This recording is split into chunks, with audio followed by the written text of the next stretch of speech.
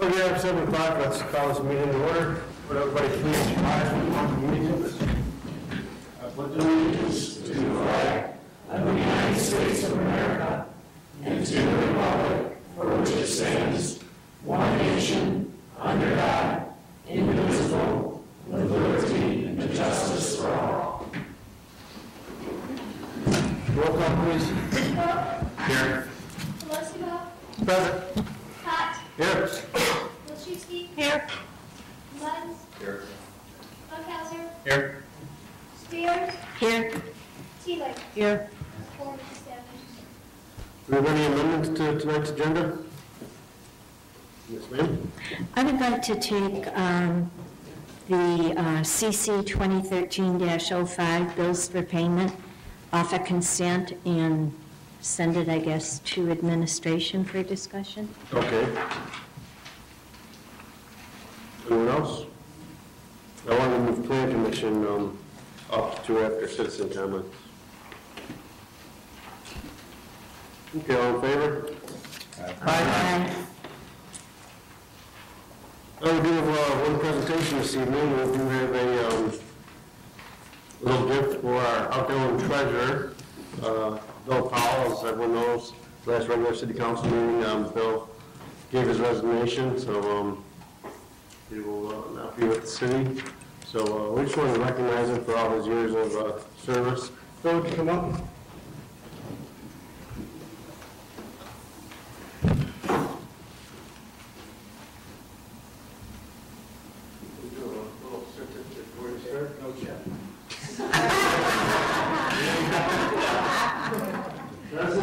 Appreciation. The Mayor and City Council of the United States of Yorkville present this certificate to William Powell with our deepest gratitude for the many hours of service that he provided to the residents of the city during his years as city treasurer from May 2003 through January 2013. Presented this 22nd day of January 2013. Thank you.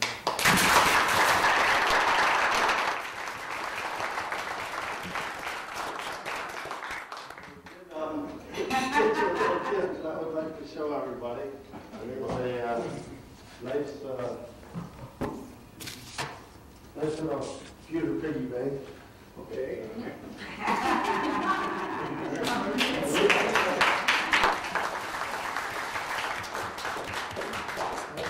What I heard is bad luck to giving someone else piggy banks, so I did start around with a penny in there. But this is great. On one side, though, we have William Powell, President, United City of Yorkville, April 1st, 03 to January 31st, 2013. And the other side, thank you for keeping an eye on our pennies.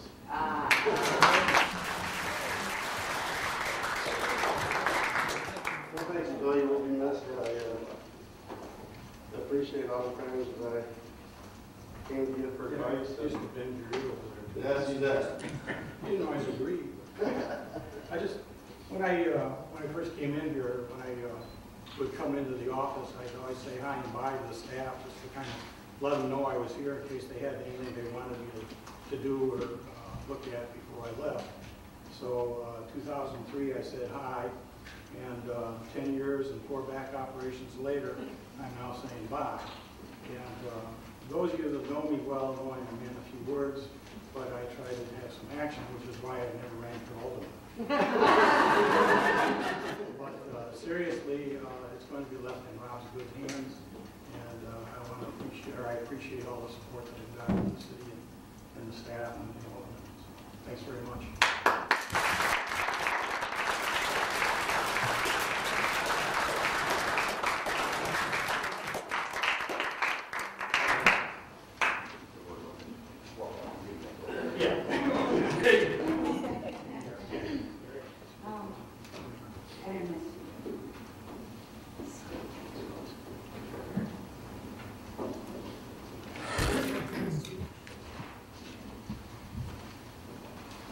Okay, we do not have any public hearings. Do we have any citizen comments on items on the agenda before us tonight?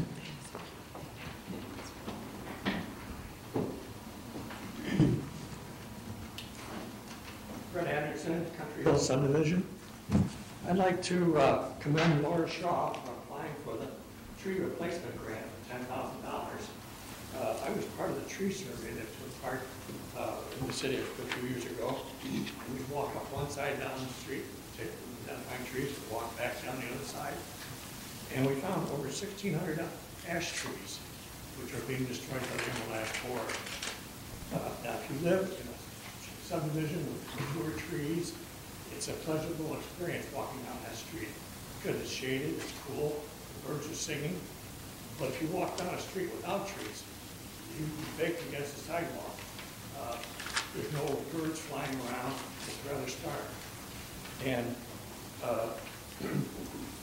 so a grant like this is just the beginning. I would hope that the city's able to do more along that lines because I think trees are important for the neighborhood. Thank you.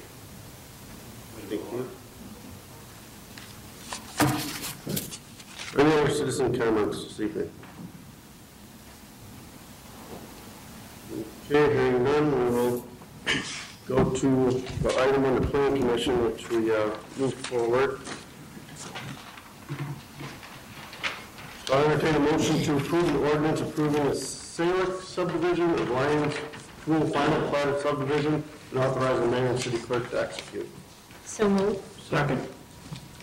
Christie, you want to give us a quick background on that? Sure, this is just a straightforward subdivision. It's 3 lots, 1 acre. There's no rezoning associated with this. City engineer has reviewed the plans. He's also reviewed their engineering plans associated with it. We had the public hearing. It was a unanimous decision to move forward with the recommendation from the Plan Commission for the subdivision, and the petitioners here tonight to address any comments or concerns that you have. Any questions from the council? Yes, sir. One thing that caught my eye on this one, with this being an existing, it had an existing use on it. On page 3 of the memo, it's the right to farm clause that's on here. It's on the plat and in the memo. I don't see that as being fitting on this one since it was previously a use. We're not taking a piece of property that has always been agricultural. This had a use on it, and now we're providing that right to farm on there. I don't support that clause being on there. I'd rather have that removed from the plat than from this piece of property.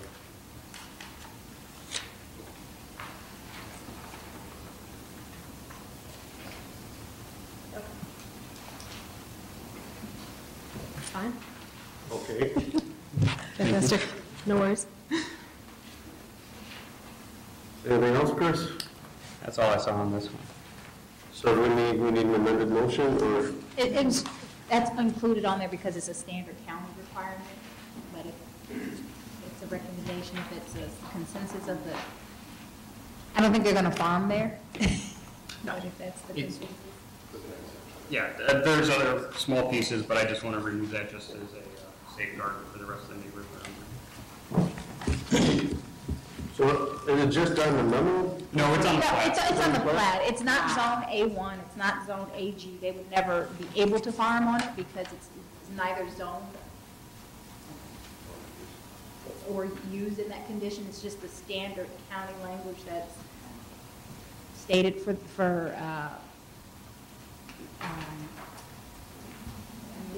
flats. They require that. I mean, Henry County right, what he's having. yeah. As long as there's no ability to farm on that. They don't have the ability because the language specifically says that certain property zone A1 and AG special use. It's not zoned A1 or AG, it's zoned R1. We're required to have that language on there. We are, it's part of the plat. There's county requirements for plats. As long as it's prohibited, then just want to make sure it's not. Okay. Anything else? Yes, sir. Just a quick question. Is it your intention to start building on these lots in the near future, or? The intention is so that once 1, maybe 2 of the parcels sell, then we would keep 1 for ourselves to build. Until that happens, we wouldn't be able to build on any one of them. So when 1 or 2 of the parcels will sell, we will build a house on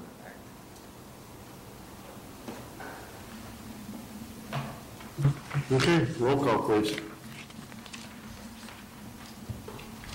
Hughes, Aye. Coe, Aye. Pat, Aye. Munns, Ayers, Aye. Telesimo, Aye. Bunkhauser, Aye. Wilczewski. Aye. Okay, thank Thank you. We have no consent agenda, no minutes for approval. On the mayor's report, I will entertain a motion to approve the appointment of Rob Frederickson as deputy treasurer. So moved. Second. Comments or questions? Yes, sir. Highly capable of every Okay. Man, a few words, like you said. Roll call, please. Lentz. Aye. Spears. Aye. Colosimo. Aye. Funkadler. Aye. Wilczewski. Aye. Teeling. Aye. Coe. Aye. Cott. Aye. Motion passes. Okay, next I will entertain a motion to approve the appointment of Kirsten Walker as Freedom of Information Officer. Make a motion. Second. Comments or questions on this appointment? Roll call, please. Spears. Aye. Colosimo. Aye. Funkadler. Aye. Wilczewski. Aye. Teeling. Aye. Coe. Aye. Cott. Aye. Lentz. Aye. Next is Emerald Ash Borer Tree Replacement Grant Application. And Laura, this is just informational.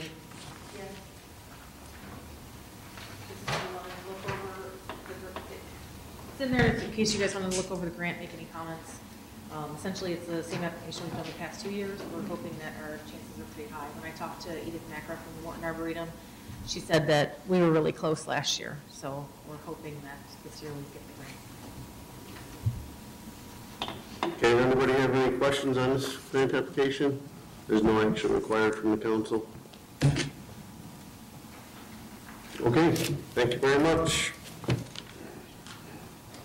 No public works, economic development, or public safety reports. We did move bill payments from the consent agenda to admin. I will entertain a motion to approve the bills for payment in the amount of $971,718.55. Second. Comments or questions on the bill list? First, I want to apologize for not emailing earlier and asking my questions, but I have several under EEI. First of all, on page 8, Administrative Services, Kendall County Stormwater Ordinance Technical Advisory Committee, in the amount of $3,887.50. This is an expense that the city is going to be taking on? Yes. Anybody have an answer? Well, they attended those meetings on behalf of the city. They have been attending those meetings actually for the past 2 years. Right, and they did craft the ordinance language and prepared all the materials for the ordinance. So that took about, that was in about 3 months of preparation. Oh. Yeah. Did the other municipalities in Kendall County attend as well? Yeah. Was everybody being represented? Okay. Yeah. That's a good thing.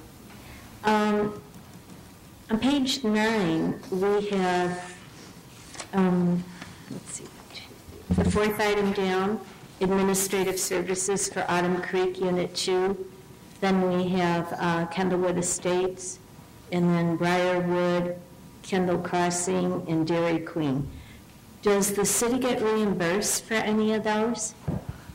No, for a majority of those, if not all of those, they paid what was called their administrative fees when they final platted. So they paid a lump sum of all the engineering fees at one time. So if you notice, after most of them, they have punch lists. So they went to either Public Works Committee for reduction of letters of credit or release. And that would just, at that time, they would ask for a release of their letters of credit or a reduction or some post-engineering related work that was done that they had already paid a lump sum. So prior to their admin fees, they were paying their engineering services along the way. Then after final plat, they paid a lump sum which would cover any future engineering related services that they would provide. So now then be on the city's tab to cover any related expenses that Brad would incur. Okay, so has that changed? Because didn't the developers, we get reimbursed from them at one time?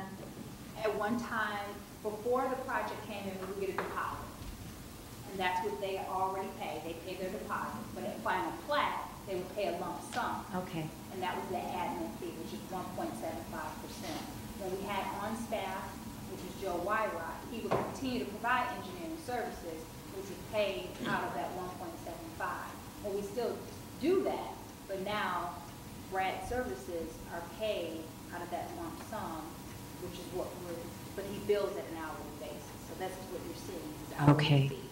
Okay. And I'm not picking on Brad.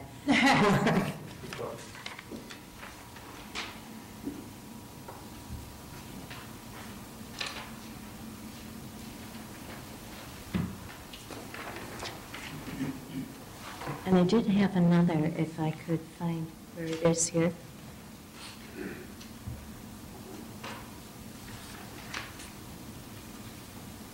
Okay, it's on page 7. Fifth item down, actually it's the first one for EEI, and it's CW Capital Kennedy Road Bike Path Phase 1 in the amount of $424.26. Are we going to be reimbursed for Push for the Path? Are they going to be paying that? Is that for Push for the Path grant, or is that to be designed for? Yeah, no, that is the Push for the Path, that is for the bike path along Kennedy Road, and I believe they made that deposit. Right, that's a segregated line item, right? Line item 2, 3. Well, we haven't received a reimbursement yet, but I'm aware that they do have proceeds saved up for that purpose. I'm not exactly sure when that transfer is going to be made at this point, but I know they do have, we've had here and there about $126,000, if I recall correctly. But I'm not exactly sure when that transfer is going to take place. I'll have to check with Farm when he gets back and follow up with him. Okay, thank you. And I think that's it. Thank you. Yeah, I think I met Rob, as soon as we incur expenses, I think we can just send him an invoice or ask him for the money, so. Okay. I'll be more than happy to set up an invoice. Yeah, because I mean, that's what they were waiting for, was bills to come in, so once bills come in, start hitting them up for reimbursement. Okay, we will. Any other questions on the bill list? Roll call, please. Cox. Aye. Munns. Spears. Aye. Aleximo. Aye. Buckhalter. Aye. Hilshewski. Aye. Teely. Aye. Vogt. Aye.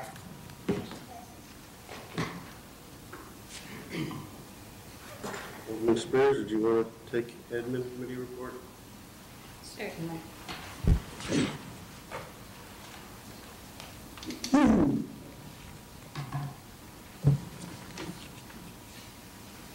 First item is CC 2013-06, SSA abatement ordinances. And I'd like to make a motion to approve an ordinance abating special service area taxes for special service area number 2003-100 Raintree Village project, and approving the amended special tax roll in ordinance abating special service area taxes for special service area number 2003-101 Windett Ridge project, and approving the amended special tax roll in ordinance abating special service area taxes for special service area number 2004-104 Central Grand Reserve, and approving the amended special tax roll and an ordinance abating the special service area taxes for special service area number 2004-107 Raintree Village 2 project, and authorize the mayor and city clerk to execute. Second. Any comments or questions on this? Obviously, these are the abatement ordinances we had a special meeting for last week. Carol? Yeah, I've gotten a lot of emails on this issue, obviously, and I've been trying to explain it to to the residents as clearly as I could. And I actually had one resident send me a video, and it had nothing to do with the SSA. The resident sent me a video, and it was somebody, a speaker, who was critical of Obamacare. And the residents they were critical by using an analogy about a sandwich, basically, in this video. And I won't get into the video because that's not the point here. So I replied back to them with an analogy of a sandwich for the SSA to try to make it as simple as possible. And actually, the resident wrote me back and said, wow, now I get it. Now I actually see it. You should explain it that way at City Council. So people who aren't sure what's going on can understand it. So I'm going to give you guys my sandwich analogy to hopefully once and for all explain the situation before we vote on it. Basically, somebody opened up a sandwich shop in Yorkville 9 years ago and said, if you want to be in my sandwich shop, you need to buy a sandwich from me for 20 years at $25 a sandwich once a year. And the people moved into the sandwich shop area and said, I will buy a sandwich from you for $25 a year for 20 years. So the first year they go and they buy their sandwich and the shop owner says, you know what? I don't need $25. Why don't you just give me $20? So they give them $20 and they get their sandwich. The next year they go back and they say, I'm here for my second sandwich. And the shop owner says, I don't need $25, I only need $20. Gives them $20. And this goes on for several years. Finally, year 9 comes around, and the person shows up and says, I want my sandwich. And the shop owner says, it'll be $25. And the sandwich buyer became upset because the sandwich now costs $5 more than it did the previous year. However, the agreement was always to charge $25 for the sandwich. So instead of seeing it as a raise, the customer should realize they've gotten $5 off the sandwich for the last 8 years because the money wasn't needed. So we're not asking you to pay for anybody else's sandwich. We're not asking you to do anything for anybody else. The people who are not paying for their sandwiches will be leaned. But you have to pay $25 for your sandwich, which is what you initially agreed to do in the first year. And I thought it was kind of a silly scenario, but the resident said, you know what? I get it. I'll pay $25 for my sandwich. So I hope that's the best that we can do to explain it. We're not asking for a penny over $25 for the sandwich. So obviously I'll have to vote for the ordinance as prescribed by law. What kind of sandwich? You can pick your own sandwich. It's very good. You got one other sandwich? I don't know about that story, but I knew I'd be telling my sandwich story. The resident said, Eureka, I get it. Tell the sandwich story. So there's the sandwich story. I like it. Yes, sir. one of the things I got out of the meeting last week was a comment made about, is the city doing enough here to get these empty lots, occupied? And, I think the build program's been very, very successful. Unfortunately, if you look at the map, it doesn't seem like it's having a big impact on the south end of town as it's having elsewhere. And after our meeting, I had a discussion with Bart, and just wondering if we might want to consider doing an alternative build program in addition to the one we have in place now, or maybe we gear it towards these properties that have delinquent taxes. Maybe something that's front-loaded. I don't know. I'm open to any idea, but I talked to the mayor, and I think it's something I'd like to see the staff look into and maybe put something together that we could look at. Obviously, the ideal situation would be to have one developer come in and buy all these lots, but right now that's not happening. So any lot we can get sold and get a house on there is one less that we got to worry about as far as mowing or nuisance violations or whatever. And it's one less, or it's actually one more that's going to be paying their taxes. So I'd just like to see us move forward. Maybe we can put together a proposal, bring it to EDC or whatever, and see if there's another way we can do this for the south end. There's got to be something out there that we can do.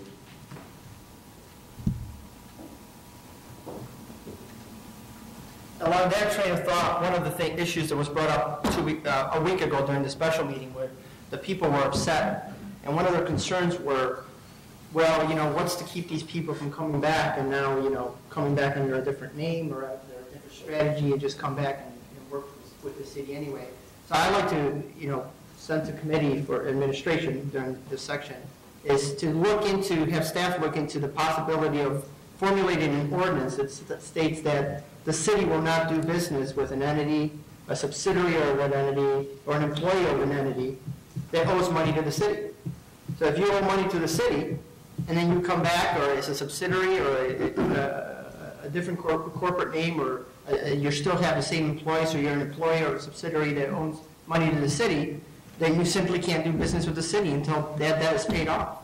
Because, I mean, that's a concern that the residents have. People owe money, and then they come back, it's the same people, they come back under a different name, and now they say, well, now I want to do business with the city again. So I think that's something we need to look at administration to stop that.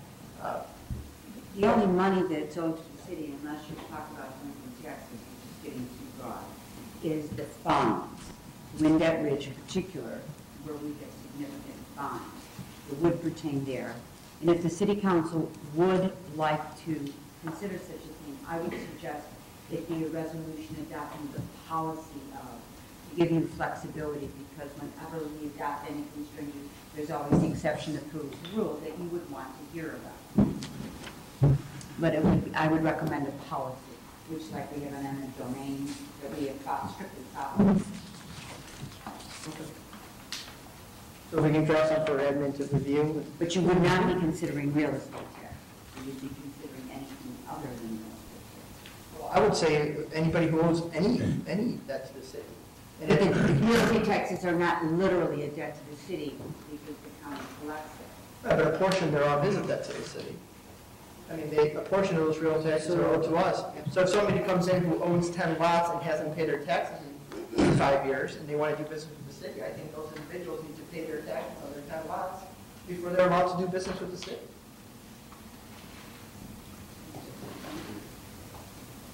I support that. Yeah, I mean, bring it to admin, kick it around, see where it goes. And Larry, yours probably can go to EDC or admin, either one. I know when we had citizen comments last week, I know Ms. Netto mentioned the state having a program for veterans to purchase homes. So we asked staff to look into that also. And Jeff, when you first came on board a couple years ago, you looked into another program, an incentive program that had to do with taxes. Yeah, that was more with people that, you know, they had properties that were really just code violations and a bunch of different things, and it was rehabbing. So it wasn't necessarily delinquent taxes, but it was more for rehabs. Right. But yeah, we'll definitely keep looking. I have a question for the city attorney. We talked about in that meeting, it was brought up about if, 15 years from now, someone comes in and takes care of this back taxes. We told the residents, we're asking, well, they don't get a refund, they get a benefit, less money is being asked of them from that period on. So what if someone comes in toward the end and there's no way to reflect that benefit? My understanding was from Peter Raphael is there's no way of getting that benefit. So that I don't know what the excess funds go, because it certainly wouldn't go to the bondholders. They were given a certain amount unless there was a deficiency. And to my understanding, as we speak today, there is no deficiency yet experienced by the bondholders. I don't understand why, but that's what the underwriters say. I was just gonna, I don't know if we can even talk about that, what Carla brought up about the money owed by another entity. Well, I brought something up to Bart a while back when the developers in Grand Reserve purchased that property. It was the same that owned the property across the street from the water park. They were involved in it, and and I agree with that, and I had a problem with that because at the time, do you know who I'm talking Ocean about? Atlantic? Thank you. Isn't it the same? It was like they were part of that deal? Bart's not here to They were answer. part of a different deal. They reconfigured the partnership, and that would be the precise circumstances I think that the council would be looking at. I was considering you don't want the single-family homeowner was having difficulty not paying their taxes, not being able to work with the city in some regard. But so I think a minimum lot requirement. Right, and what I had, yeah, and the problem that I had with it, and I brought it up, was that we had been paying back the bank that owned Grand Reserve at the time, $23,000 a month because of a water thing, a water hookup fee or something that happened, and the money was never paid to them, and then the bank took it over and they found it. Well, here we are, yeah, I'm sure that debt's paid off now. I think November was the last payment, maybe. But here we are, still paying them, and they came in from a development that owes us $500,000, or maybe it's like $800,000 now, and they're involved in this deal, and we're paying them. Or I think we're still paying the bank, but because the deal hadn't gone through. And I agree with that. I think that's just wrong, that we continue to have to pay that debt, and they owed us money, the people who took over the property. Even though I think it was decided that the bank was still holding the property, it hadn't transferred over, so we were still having to pay that. Do you remember? My understanding is the bank acquired the property through foreclosure, and so for that reason, they weren't the entity that actually defaulted. That was my understanding. Okay. Yeah, so I agree with that. I think that it's, I was really disgusted about that we were continuing to pay that after the same developer that owes the city. I mean, we had to write off that debt, $800,000. We had to write it off, and it was huge for the city to have to take that, off of the books. And so I agree with that. I think that's definitely something we should look into. Yeah, it was discussed. I mean, Grand Reserve was kind of tricky because Ocean Atlantic owed us money, but Ocean Atlantic isn't the party that bought the lots in Grand Reserve. That was Avanti. Avanti hired Ocean Atlantic to manage the property. So technically, they're not doing business with the city. Okay. That's the problem. I mean, Right. See, and I wasn't sure because I know that their name was brought up, and I'm like, well, wait a minute. So, and then there's nothing that we can do about that then. Right, and that would be able to escape our policy, but if that situation were to happen again, and it is the policy, I trust that the city administrator would bring it to your attention. So in that instance, you would extend the policy. Okay, Jeff, so if you can make sure something gets on admin committee agenda. Okay, anything else on the abatements? Roll call, please. Huff, Aye. Muntz, Aye. Spears, Aye. Pelosiva, Aye. Buckhauser, Aye. Olszewski, Aye. Aye. Aye. Teely, Aye. Coe. Aye.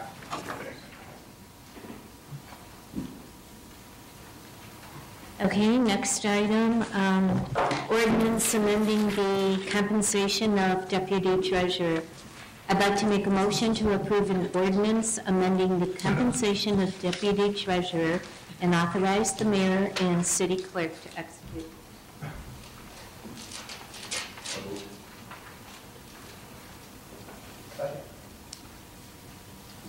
Any comments or questions on this one? Just clarification, the amount is $2,900, is that correct? Correct. Okay.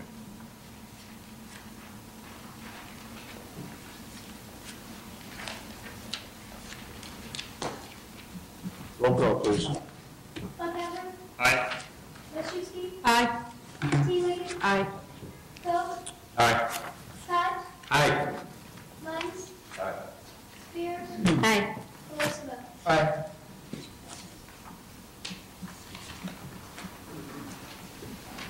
Next item is a motion to authorize the city administrator and finance director to approve the lowest bid and to execute contracts to secure the provision of electricity from the lowest bidder as presented by NIMIT for a one-year period, such authority effective only for the current NIMIT bid cycle ending in April 2013. Second. Comments or questions?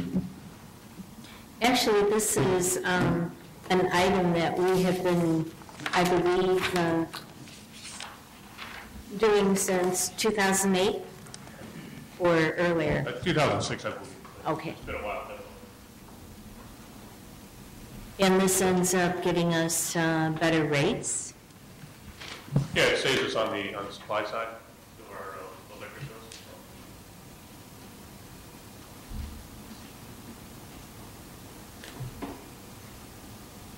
Roll call. Colosimo. Aye. Funkasser. Aye. Wilczynski. Aye. Teeling. Aye. Cook. Aye.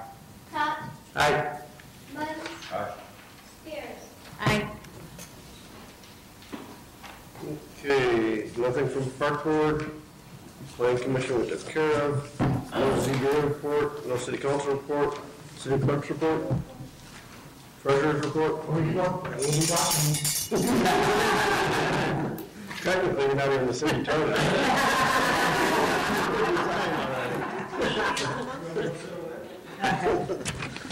Community and liaison reports. Yes, sir. Yeah, I just wanted to take a moment on behalf of the library board. I wanted to thank Rob. Rob has been coming to all the library board meetings, and he's been meeting with the library treasurer and some of the library board members, not during their meetings, but on separate times during the days, and he's helped them really organize their budget. Everybody's very happy, Rob, that you've been helping them out, so I just wanted to give in the Army we call them attaboys. So I wanted to give you an attaboy for helping out the library board and getting their budget organized, and they're very happy now. They're understanding it much better and clearer and understand where the monies are going and coming. So thank you very much for all the work you've done. Okay, Rob, on that same note, any idea where we stand on the library bond refinancing? Is that on hold for right now, or? It is on hold for right now. Okay. Any other community or liaison reports? Any staff reports? Any additional business? I have a clarification. I'm just looking at our packets, and there was a mayor number 4, but it's not on the agenda. It was the Metropolitan Mayor's Caucus Energy Grant. That should have been removed. It shouldn't have been in there. I'm not sure why it was in the packet. It wasn't on the agenda. Okay, thank you. I didn't know which one got missed. Any other additional business? We don't need an executive session, do we? The executive session is one where the city council members have an opportunity to review the closed session minutes and sign off on them. Excellent. Anybody want an executive session or?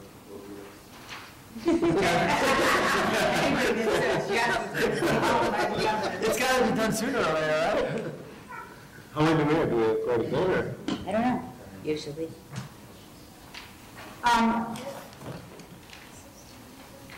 We'll combine it with another executive session. The other thing, each one has to sign off on it, and if you have questions, read it out. My suggestion is, as we used to do it, you would look at them at your convenience, as opposed to stating later for a meeting. And if you have minutes that we have a problem, then we can bring it up at our next executive session. But a lot of them you won't get. Clarification, we used to do that, but then the clerk's organization said not to do it that way, to do it always in executive session. For each of you to review it in total, Yeah, like we used to you're not do. allowed to review it individually? We used to- I mean, there's no law that says that. That may have been a suggestion. As my star as clerk, we used to do it during a meeting and then sign off. Right. But then they said not to do that. That was not recommended. So we get them as PDFs to review? Or because, I mean, they're... Yeah. They're told that they can't go on PDF, but normally what was being done is when we were sitting there working, that the members of the city council would read what had been reported and sign off on it. And I've never been advised that there was a problem. Maybe Lisa can confirm that from a clerk's meeting, because I think she was with me. Are they available at the clerk's office? If we stop in during the week, we can just review them?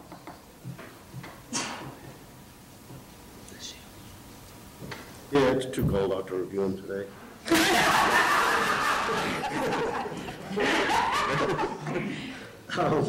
Do we have any citizen comments about any issue? Hearing none, I'll Entertain a motion to adjourn. So, second. All in favor? Aye.